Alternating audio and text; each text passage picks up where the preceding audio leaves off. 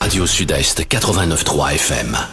Regard sur l'actu, le samedi à 11h10, tous les 15 jours sur Radio Sud-Est. Regard sur l'actu, des invités, un décryptage, des commentaires sur l'info, locale, nationale et internationale. Regard sur l'actu ce samedi à 11h10 sur Radio Sud-Est et rediffusé le dimanche à 12h. Voilà, bonjour à tous, bienvenue dans Regard sur l'actu. Je suis très content de vous retrouver. Un petit salut à nos amis internautes qui nous suivent en ce moment via le Facebook de la radio. Donc si vous n'êtes pas connecté, vous pouvez vous connecter. J'espère que vous passez un excellent week-end.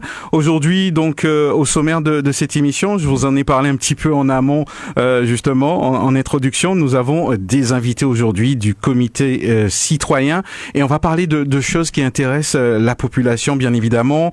On va prendre le temps aussi de présenter l'association. Donc, je vais faire honneur aux dames, si vous voulez bien. Monsieur Laurent Lannoy qui me fait un grand sourire. On va saluer Martine L'Heureux. Bonjour, bienvenue. Bonjour, merci beaucoup. Qu'on ne présente plus, hein. Je crois que de plus en plus, on voit les différentes actions que vous menez, les positions. Donc, on va en parler avec vous aujourd'hui. Nous sommes aussi en compagnie de Madame Annie Christophe, qui est aussi membre, c'est bien ça?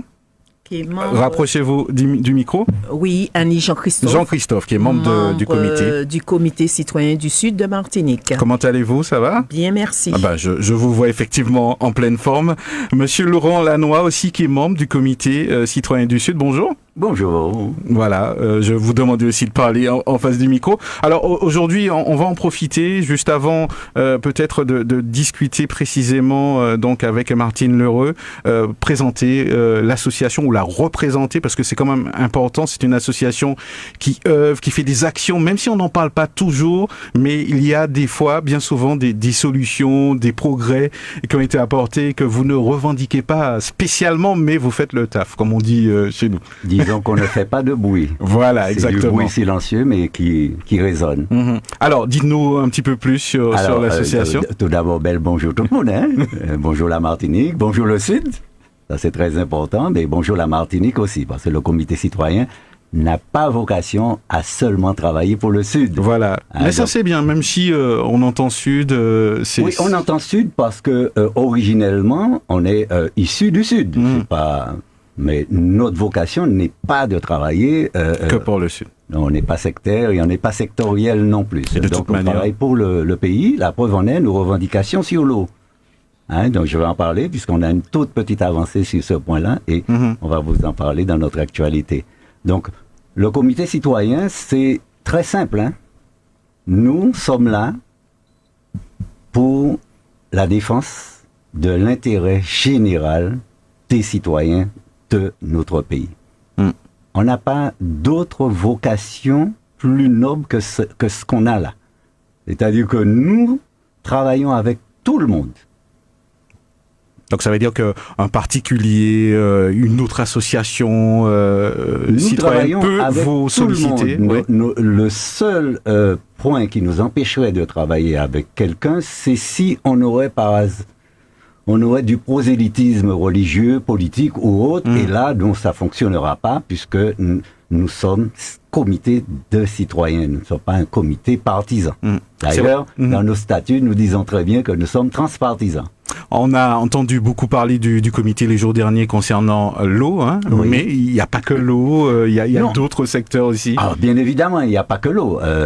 J'aime souvent prendre un petit exemple qui est pendant de celui-là, c'est Zodi.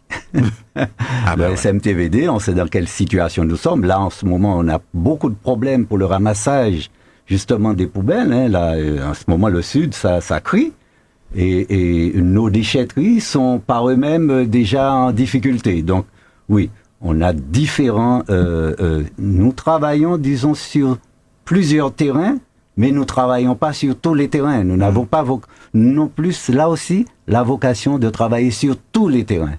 C'est-à-dire que nous travaillons à chaque fois où ça fait consensus. Et nous le verrons donc avec Madame L'Heureux, qui est membre du comité citoyen, je le précise, et elle-même aura l'occasion de le préciser. Madame Annie Jean-Christophe, vous êtes aussi membre du comité. Ça fait plaisir de voir aussi. Ça prouve qu'il y a aussi des femmes. C'est pas une question de parité, c'est tout naturellement. Tout naturellement. C'est bien cela. Oui, c'est tout naturellement, et les femmes ont toute leur place au sein de ce comité. elles occupent pleinement des fonctions. Et nous invitons aussi d'autres femmes à nous rejoindre ou d'autres hommes à nous rejoindre. Et du reste, c'est la présence de ces deux corps-là qui fera que on peut avoir un travail efficient, efficace et qui portera ses fruits tout au long des années à venir. C'est vrai qu'on dit que les femmes ont l'âme de la défense, de la mobilisation. Qu'est-ce qui vous plaît justement dans ce comité, on va dire dans ses objectifs, dans cette lutte, hein, je peux le dire comme ça, oui? Oui, tout à fait. Au sein de ce comité, nous sommes à l'écoute des uns et des autres et chacun apporte sa pierre à l'édifice. Et le fait que nous puissions régulièrement tenir nos réunions nous aide énormément à connaître les points de vue des uns et des autres. Et chacun, à son niveau, avec ses compétences, apporte ce qu'il a de mieux pour l'avancée de ce comité. Martine Lheureux, qu'est-ce qui vous a poussé à intégrer le comité? Est-ce qu'il y a eu un déclic ou c'était vraiment naturel d'y arriver? Les deux, et c'est naturel, c'est le laïanage en fait. Le climat, c'est quelque chose de très transversal qui touche absolument tout le monde, absolument partout et tout le temps. Et donc, plus on lutte ensemble, et mieux on y arrivera pour effectivement faire passer le message au plus de personnes possible. Alors, Laurent Lannoy, vous nous avez dit qu'il y a une avancée justement sur cette histoire de l'affaire de l'eau. Est-ce que vous souhaitez justement nous en dire quelques mots? Oui. Alors, c'est sur un point très précis. Hein. Il s'agit de la gratuité des premiers mètres cubes d'eau. Je me rappelle quand vous en parliez il y a ça quelques mois. Ouais. Alors, enfin, on a une petite lumière qui s'est allumée et qu'on va absolument tenir, disons, faut nous tiens en l'emmène nous, parce que nous ne sommes pas sûrs que ça ne pourra pas s'éteindre de nouveau. Après tant d'années de rencontres, de discussions avec la commission eau de l'Espace Sud, nous avons fait un travail il y a peu de temps de cela, et ce travail a donné, a ouvert du moins la porte à la possibilité de cette gratuité. Je dis bien ouvert juste la porte. Je n'ai pas dit que c'est gagné, mais nous en prenons le chemin. Et vous avez certainement pas l'intention de la laisser se refermer sans lutte. Nous n'avons pas lâché depuis 5 ans, nous n'allons pas lâcher aujourd'hui, alors qu'on voit que la porte est en train de s'ouvrir. Au contraire, nous allons bien la tenir pour l'ouvrir entièrement. Ce qu'il y a, c'est que notre revendication est tellement simple et nous avons donné tellement d'éléments pour que ça puisse se faire qu'il me semble assez difficile pour nos élus de devoir, au stade où nous sommes arrivés avec eux dans cette négociation, on peut dire que c'est une négociation vu le temps, depuis le temps que ça traîne, qu'ils ne pourront pas reculer là-dessus.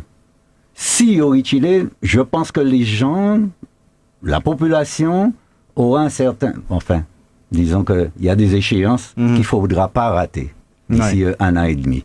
Donc là, concernant la gratuité, notre revendication est très simple. Hein. Nous revendiquons 8 mètres cubes d'eau. Gratuit, disons,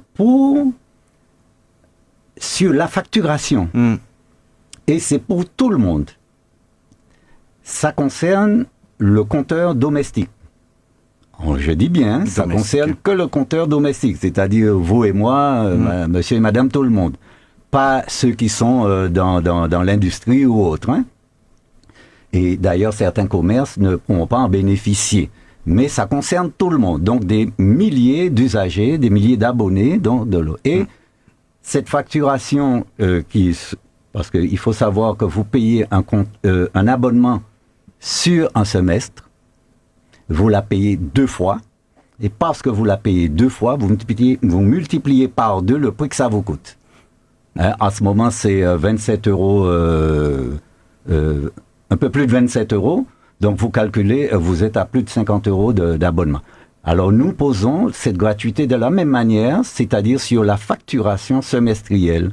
Ce qui fait que 8 mètres cubes d'eau sur la facturation, c'est 16 mètres cubes d'eau gratuit que nous revendiquons sur l'année. Quels sont les interlocuteurs, alors, les personnes qui ont pouvoir à décider? C'est très simple. Ouais. Les personnes qui ont pouvoir à décider, c'est le conseil communautaire. C'est l'espace sud. Bien sûr, le délégataire, il y est aussi pour quelque chose, donc c'est-à-dire la SME. On a ciblé un responsable. Mais le responsable, c'est le conseil communautaire. C'est yo qui n'est pouvoir là de décider si oui ou non ça qu'a fait.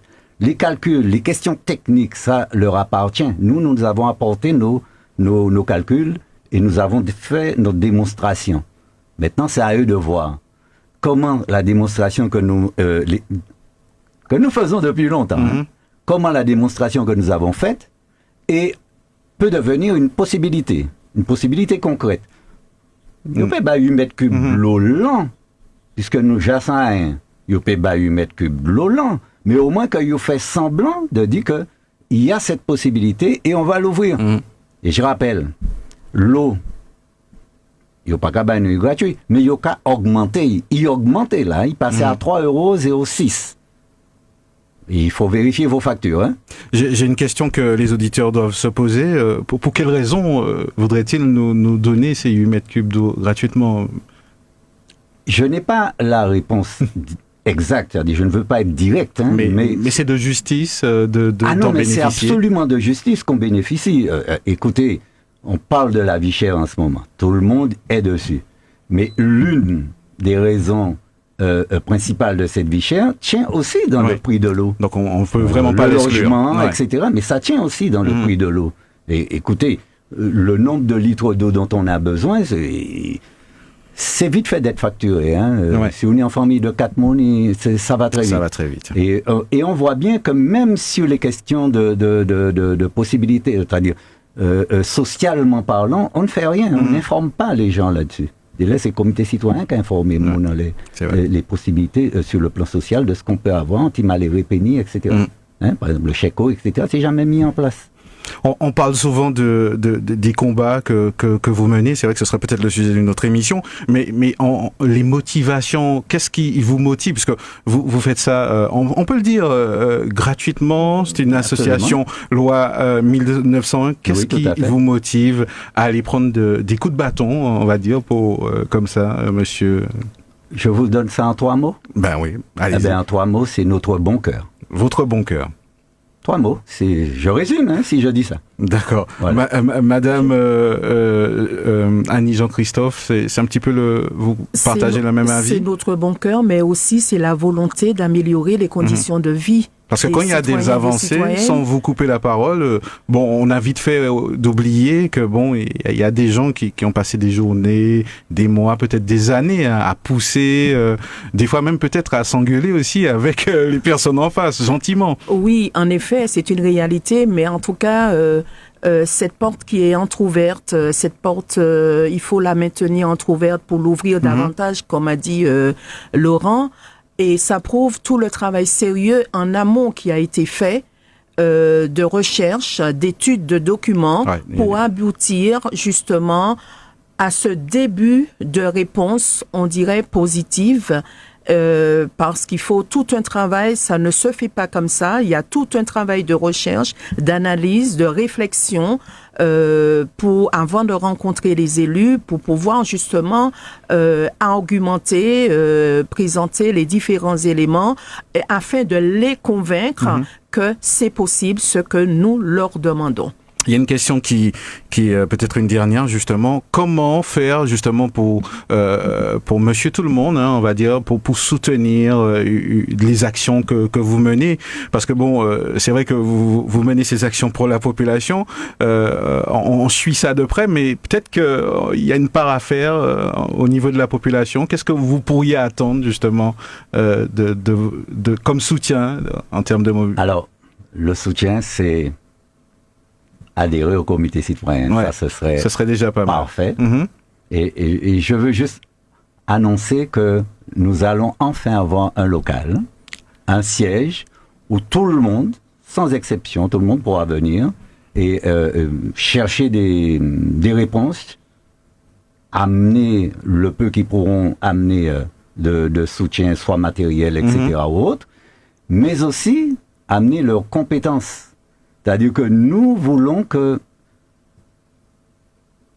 on dit souvent, et tout un chacun, mais nous voulons vraiment que tout le monde puisse se dire, oui, voilà, on a une action qui n'est pas dans le domaine de la politique, qui n'est pas dans le domaine de l'idéologie sectaire ou autre, et tiens, je pourrais amener un petit peu de moi-même. Donc, venez, il y a toujours ni, soit en place, soit en bail pour faire, ou soit en soutien pour mener nous. Parce que c'est très simple. Si nous n'y nous, quand on nous voit, on se dit, tiens, oui, ces gens-là correspondent à quelque chose. Voilà, on a tous de toute façon quelque chose à offrir, des compétences, ça peut être les mains, si on est juriste, mais absolument, oui. Quand on faisait nos coups de main, parce que notre local, enfin, je le dis rapidement, hein, c'est un de nos membres qui nous passe une maison, il dit, tiens, voilà, j'ai ça là, je ne l'utilise pas, mais il est en mauvais état. Voilà un exemple aussi. Qu'est-ce que vous pouvez faire? Ah ben, je peux vous dire que les petites mains, ce qu'on pourrait appeler les petites mains, il y en avait. Et venez voir, c'est à Rivière-Pilote bientôt. On a déjà fait un sacré travail. Et oui, c'est-à-dire que il se demander ce qu'on pourrait faire. Pas se dire, qu'est-ce qu'on attend? Qu'est-ce qu'on attend? On passe notre temps à attendre et on ne dit pas qu'on peut le faire. Moi, je me dis aujourd'hui que si chaque Martiniquais peut se positionner en se disant, voilà, j'ai une petite pierre et je la dépose ici. À chaque fois, le mur, il sera monté. Ouais. Alors on va poursuivre justement ce rendez-vous. C'est vrai qu'on parle beaucoup de la vie chère en ce moment, et c'est vrai que bien souvent on ne pense pas justement à notre environnement. On est en train de peut-être de l'hypothéquer aussi en quelque part. Peut-être que ça peut nous coûter cher pour l'avenir. Donc on va justement en parler avec Martine L'Heureux. On dit de vous que vous êtes une activiste climatique. Vous en pensez quoi de ce terme? Alors, je suis quelqu'un de passionné. Voilà. Peut-être que c'est mieux adapté comme terme. Exactement. Je pense, je suis quelqu'un de passionné. Je suis quelqu'un qui aime aussi expliquer des choses qui sont présentées de manière complexe, les rendre simples, de manière à ce que tout le monde puisse se les approprier. Je suis tombé sur un mot, sans vous couper la parole. On dit que vous êtes passionné de l'écologie décoloniale. Ah oui, qu'est-ce que ça veut dire, tiens? Ah oui, alors l'écologie décoloniale, portée notamment par Malcolm Ferdinand, mais avant lui, bien d'autres l'ont portée aussi. Donc Malcolm Ferdinand qui a écrit un livre sur le sujet qui s'appelle Écologie décoloniale, un deuxième livre qui s'appelle L'écologie vue depuis les Outre-mer, et un troisième livre qui s'appelle S'habiter la Terre, il me semble. Il faudrait vérifier, mais voilà, les trois sont extrêmement. Je vous invite vraiment à rentrer dedans et à les lire. C'est un Martiniquais scientifique qui vulgarise, qui porte ces sujets, pas les vulgarise, mais justement les porte ces sujets scientifiquement de manière à nous les donner, nous les offrir à nous, Martiniquais, mais aussi à tout le monde, à tous les humains. Voilà. Donc l'écologie décoloniale, c'est se dire que en fait, on est dans un monde. Alors, je vais vous reprendre quelque chose d'abord qui est scientifique. Vous savez, le climat est basé sur. On se base souvent sur des textes très scientifiques, et notamment ceux du groupe du GIEC, donc groupe d'experts intergouvernemental sur l'évolution du climat. Ils font des très grands rapports qui modélisent, en fait, qui cherchent à comprendre comment le climat va évoluer dans les années futures. Donc ça, c'est le groupe 1 du travail du GIEC. Le groupe 2 cherche à comprendre déjà quelles sont les conséquences déjà visibles et derrière, comment s'adapter. Et le groupe 3 travaille sur comment atténuer. Dans le groupe 2, dans le dernier rapport qui est sorti en 2022, il y a eu une phrase qui est sortie qui était puissante parce que c'était la première fois qu'elle sortait de cette manière-là, qui nous disait en fait que toutes les populations vivant des fortes inégalités, dont le colonialisme, partent déjà, qui ont été à un moment donné colonisées, partent déjà avec, des vulnérabilités très fortes dans leur fonctionnement. Et c'est bien ce qu'on voit, c'est bien ce qu'on sait nous, et c'est bien ce qu'on vit au quotidien. Et donc, on doit absolument le prendre en compte, à la fois dans les aides financières et à la fois dans les plans d'adaptation qui doivent être mis en place pour affronter toutes les crises que le climat oui, et aussi toutes les autres crises autour pour augmenter. Et c'est pour avancer. Et en fait, le décolonialisme, c'est faire attention à ce que partout, dans chaque problématique, elles seront annoncées et énoncées, parfois d'une manière vue par la position dominante. Il faut arriver à rétablir les choses et rétablir le fait que Nord-Sud, tout le monde, le Nord est plutôt historiquement le plus émetteur, celui qui est à l'origine, celui qui est à la création de cette augmentation de CO2 dans l'atmosphère, qui a emmené au fur et à mesure la crise climatique. Le Sud est plutôt en position de subir cette crise climatique et le subit depuis beaucoup plus longtemps. Les catastrophes qui arrivent dans le Nord, ce sont déjà des choses très récurrentes dans les pays du Sud. Et donc rétablir les choses et faire en sorte que, à la fois en termes d'énoncer le problème, mais aussi en termes d'énoncer les solutions, entre guillemets, il faut prendre en compte l'ensemble des données, l'ensemble des positions et l'ensemble des réalités du terrain. Si vous voulez, je peux donner un bel exemple où vous allez comprendre tout de suite. Un exemple provocateur un petit peu avec tout ce qui est véhicules électriques et minerais. Tout ce qui va chercher dans les mines. Tout ce qui va chercher dans les mines, en général, ce sont des pays qui ont été colonisés, qui ont été en fait dans lesquels on va chercher les minerais, qui sont donc aller chercher dans les mines, c'est énormément de pollution. C'est de la pollution environnementale, c'est énormément d'eau, c'est casser de la roche, c'est des tonnes de roches pour obtenir un tout petit peu de minerais. Une forme d'opposition entre ce qu'on présente et puis... C'est continuer en quelque part d'agrandir un problème pour peut-être assainir un problème autre part. Le problème, il est planétaire. Si on ne le pense pas de manière planétaire, on a un gros souci. Donc, on sait très bien qu'il faut le penser de manière planétaire. Et même si, en fait, à un moment donné, on fait des choix de société, il faut le faire. Il faut bien pas employer le mot solution, mais parler de choix de société, donc les faire en connaissance de cause. Ça veut dire que là, on assume davantage quand Exactement. On le dit. Exactement, on l'assume davantage. Et nous, de par notre histoire, je crois qu'on doit encore plus se poser ces questions de qu'est-ce qu'on fait vraiment par rapport à cette crise pour ne pas aller enfoncer notre pays et pour nous, s'adapter et nous en sortir mieux. Alors, on va rentrer dans quelques problématiques. Peut-être la question que je devrais vous poser pour démarrer, c'est-à-dire que d'où vous tirez cette passion? Parce qu'on se réveille pas un jour, on se dit je vais défendre l'écologie, il faut que j'explique parce qu'on n'explique pas suffisamment. Finalement, je lis un petit peu entre les lignes. Comment ça vous est venu justement? Alors effectivement, au début, je n'étais pas du tout sur cela. J'ai même eu des activités très émettrices comme beaucoup d'entre nous. À un moment donné, donc j'étais en position à la région. J'ai arrêté. Et en fait, j'ai eu du temps de cerveau disponible. J'ai récupéré du temps pour penser. Et pour écouter ce qu'il y avait autour de moi. Et j'ai notamment écouté les conférences de Jean-Marc Jancovici, qui est... un scientifique vulgarisateur des problèmes énergie et climat.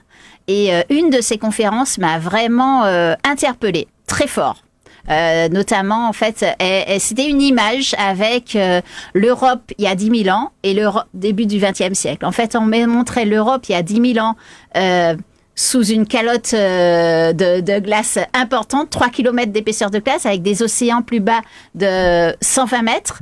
Et puis l'Europe, début du XXe siècle, avec cette température que l'on connaît, que l'on a connue il n'y a pas si longtemps. Et puis, d'un côté, la steppe, la toundra, pas de végétation, et de l'autre, quelque chose qui a permis l'agriculture qu'on connaît maintenant, les arbres, les forêts, etc.